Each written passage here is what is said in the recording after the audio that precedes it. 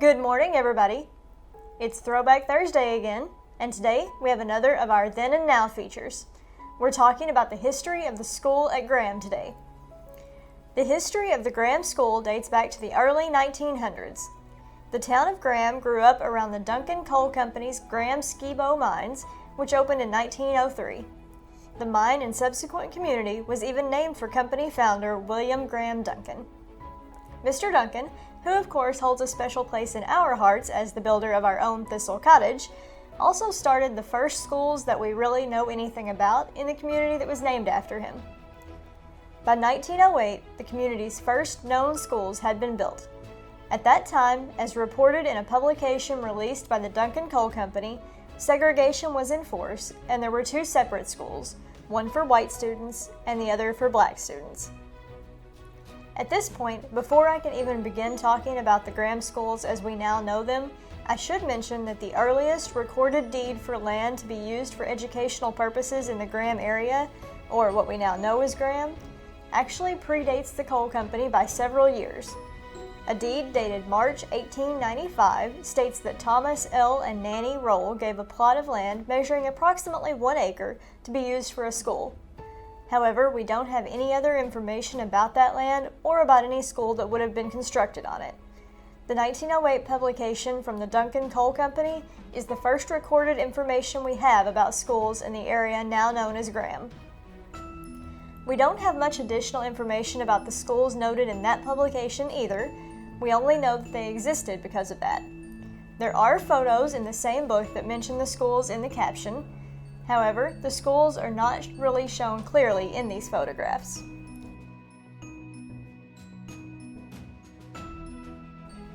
We do also know that until 1919, Graham's school operated independently from the county school system. It was essentially a private school supported by the parents of the community who paid for their children to attend. The school operated classes through the 8th grade, and students who continued to attend school beyond the 8th grade did so at Greenville. We have more information about the next school that opened in the community. James C. Kennerly, a former teacher and bookkeeper for the Duncan Coal Company, noticed that several employees, while being very intelligent, were hampered by a lack of education and had trouble even signing their own names on their paychecks. So in 1914, he began holding after-hours meetings to teach interested mine employees how to read and write. Interest was great. Mr. Kennerly saw 50 community men and women show up at his very first meeting. When the higher-ups at the Duncan Coal Company became aware of Mr. Kennerly's lessons and the huge interest shown in them in the community, they jumped on board. Mr. Duncan built a 2-room school to be used expressly for adult education, reportedly the first building of its kind in Kentucky. He called it the Moonlight School, since it was a night school for adults who worked during the day. The Moonlight School at Graham attracted a lot of attention not only locally, but all across the country. In fact, Mr. Kennerly received a personal letter and signed photograph from none other than President Woodrow Wilson, praising his work in extending educational opportunities to adults in the community of Graham.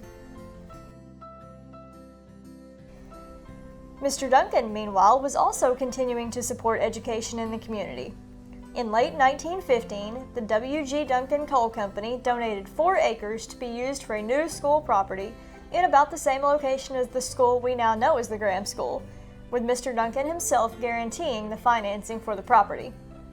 The new school was built in the early 20s, and the first senior class, consisting of 6 students, graduated in 1923. The school was located at the top of a large hill overlooking a lake. The lake is gone now, but the hill remains.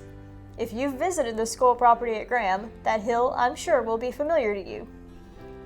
By virtue of its picturesque location, the school was first called Lakeview High School. It is unclear whether this was the official school name at any point. One story says that the students wanted the school to be called Lakeview and chose to refer to it by that name, but were overruled when it came to the final naming decision. However, other information implies that the school was, in fact, officially known as Lakeview for a time. Former school librarian Ginger Sparks said that she remembers finding books in the school library, even many years later in the 1980s, that were marked with a Lakeview School label. 6 years later, in 1929, Edna and W.C. Malone, who operated a hardware business in downtown Greenville and who would later also donate the land that became Lake Malone, donated to the Graham School an additional plot of land measuring 1.83 acres, adjoining Mr. Duncan's previous 4-acre donation. A new building was constructed by the WPA in the 1930s. Mr. Duncan's building at the top of the hill became the grade school, and the high school was moved to the new building at the foot of the hill. The school grew quickly, jumping from only 65 graduates in the 1920s to more than triple that number in the 1930s. The school gained another 100 or so graduates in the following decade, and from that point on, the school maintained a fairly steady enrollment. A gymnasium was built in 1955, and 10 years after that, a cafeteria wing was added to the high school. A new library was also added in the early 1980s. Graham High School closed in 1990 when consolidation came about, and the elementary school moved from the old building at the top of the hill into the larger, newer building that previously housed the high school. During its 68-year history, Graham High School saw a total of 1,843 students graduate, from the first graduating class of only 6 students to the final one of 43 graduates. The elementary school at Graham lasted an additional 14 years after the high school closed, until 2004, and then it too was closed. But that isn't the end of the story of Graham School. The school is now being transformed into an entirely different sort of facility. Thomas and Kim Bard purchased the school property several years ago with the dream of rehabilitating the old buildings and turning them into a viable business in our community.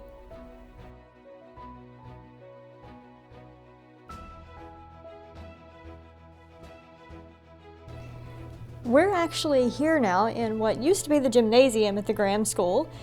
It looks just a little bit different now. This building is actually still in use. And I am here with Thomas Bard, and we're going to let him tell you a little bit about what they are doing here and his plans for the future and why here. All right, thank you very much. Hello, I'm Thomas, and again, welcome to the old gymnasium of the Graham School. It is now the Bard Distillery. When my wife and I, Kim, when we decided we wanted to start a distillery, it didn't take us very long to figure out where we wanted to do that. I went to school here. I was here from kindergarten through 6th grade before they consolidated the schools in the county. 3 generations of my family before me graduated from here. So these buildings are near and dear to my heart, and also just very familiar with them. Knew exactly what they look like in their best days. So when we said, let's build a distillery, it was an easy choice. Like a lot of old buildings like this, they had, been the victim of time and nature. So when we came along, there was a lot of work to do, still a lot of work to do on these buildings. But the beauty of it is they're all in good enough shape for what we're wanting to do. And as time goes on, we are going to use every square inch of this old campus. They're beautiful. The original building was built in the mid-20s and then on into the 30s, and they expanded the campus after that. But they built it right. Great foundations, great bones, so it's going to be wonderful. Right now we're using the gymnasium. It is the building that was in the best shape, and we got it going the quickest. So we started on a small scale here. And the goal is to move into a much larger facility over in what used to be the old high school. We're doing demolition over there right now. And the goal is in the next few years that we will be moved over there and being able to increase our capacity. Of course, the COVID pandemic has put a stop to many people's plans, and it definitely hurt our timeline, but it hasn't changed our plans as far as long term. So we will continue to work on this for a very long time and get it to the shape that we want it to be in. This gymnasium, the goal for it eventually is to become an entertainment venue where we can have weddings, concerts, all types of events, you name it. It's going to be a busy, busy place. The old original elementary school that's up on top of the hill, that's going to be the Rick House. We have it designed to hold between 6,000 and 7,000 barrels of bourbon. So we're really looking forward to getting up there. And all the rest of the space here on site, we'll use that either for entertainment or for visitors or for other types of amenities, and also just production. So we need everything on this site, and we're going to use it. We also have a goal in the future of perhaps putting back the old lake that was here on site. It used to be the water source for the mines across the road here. And we're already putting plans in place of bringing that lake back, at least on a small scale, so that visitors to the distillery can really enjoy it. As far as how the distillery is going here on this site, going pretty well considering we opened just a few months before the pandemic hit. We have 5 products on the shelf, and we've been winning quite a few awards. They're here on the shelf behind me, and some of them are very prestigious awards in the industry, so we're very, very happy with how we're doing so far. We're going to have a few more products we're releasing in 2021, and then we will continue to introduce products into the industry as time goes on. We want to be here a long, long time. We love this place. This is our home. A lot of good memories here. So we're thrilled to be able to preserve these old buildings, preserve this site, and keep it to where people can visit for many, many years to come.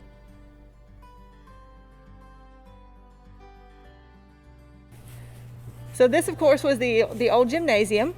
Right now it is our distillery.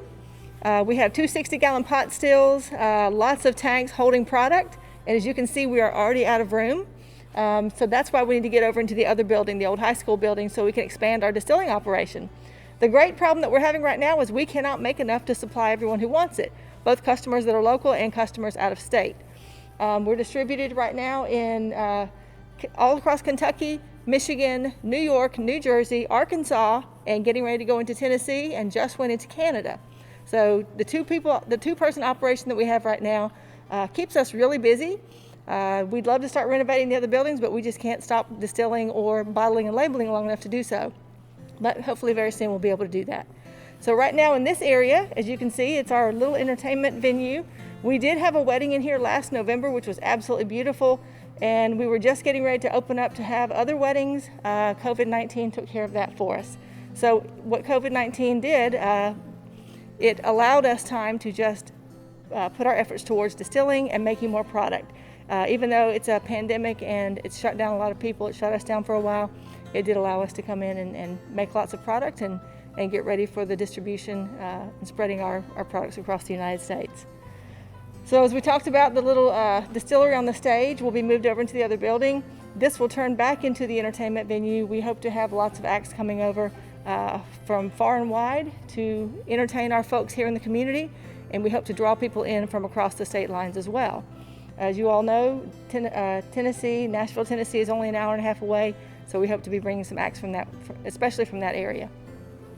In the near future, we're going to have food trucks out in the parking lot, have some acoustic guitar playing in here, and let people come in and have a nice dinner, nice music with their dinner, and just enjoy the evening.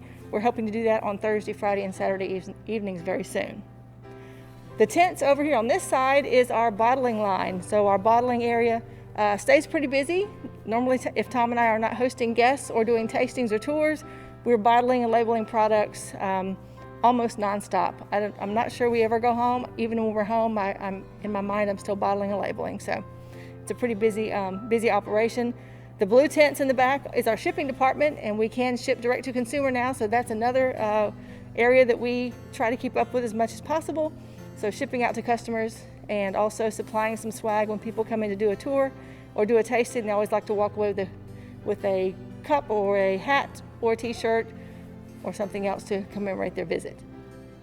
So that's this old building. We hope to turn it back into the entertainment venue, as I said, very soon, and we hope a lot of people are looking forward to that as much as we are. All right, so we've moved outside now, so I wanted to kind of tell you a little bit about what we're doing with each building in the future. I know Tom's already gone over it, but taking a look at something while we're talking about it kind of gives you an idea. So the old gymnasium, as you know, was built in 1955. It is our distillery at the moment and our entertainment venue, tasting area, and tour headquarters. The old high school building, which was built in 1930, will be our big distillery. Hopefully by the end of next year, we'll be moving over into that. We have already started renovating inside. The windows, glass will be put back this spring. So we're looking forward to getting the front of the building looking great. Then we'll move on to the inside and the back of the building.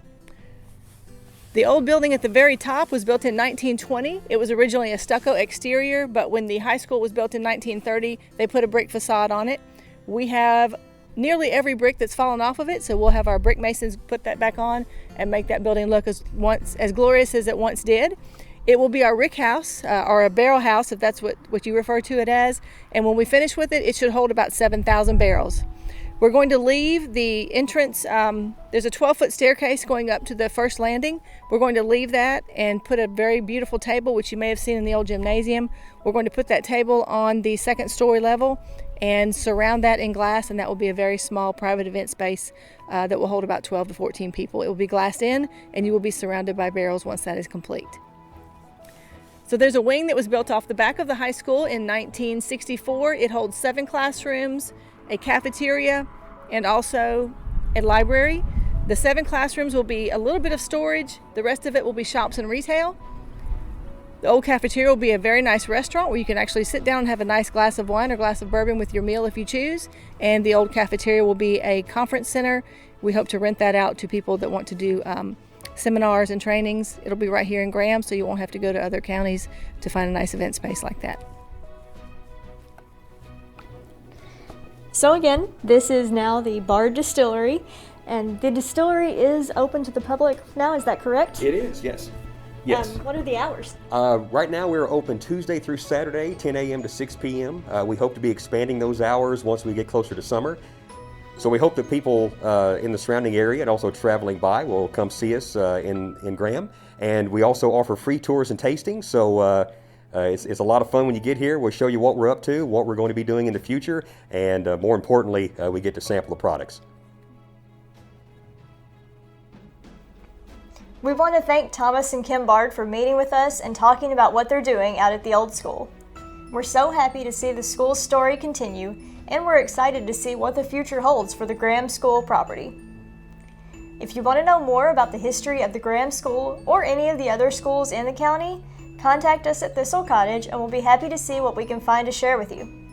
We aren't fully open to the public yet, but we are still taking questions by email and phone, and we hope to be able to offer research assistance in person by appointment soon, although we aren't quite ready to set a date for that yet. We do have a robust collection of school information and memorabilia at Thistle Cottage, including school yearbooks dating back to 1918 for some of the older schools, and to 1952 for Graham in particular. We also have the senior composite photos for Graham, beginning with 1928's senior class, as well as those for Greenville and Muhlenberg Central, on display at the cottage. Thank you for joining us this morning for this installment of our Throwback Thursday History Series. Don't forget to follow us on all our social media accounts for more Throwback Thursday posts and more. Have a great week.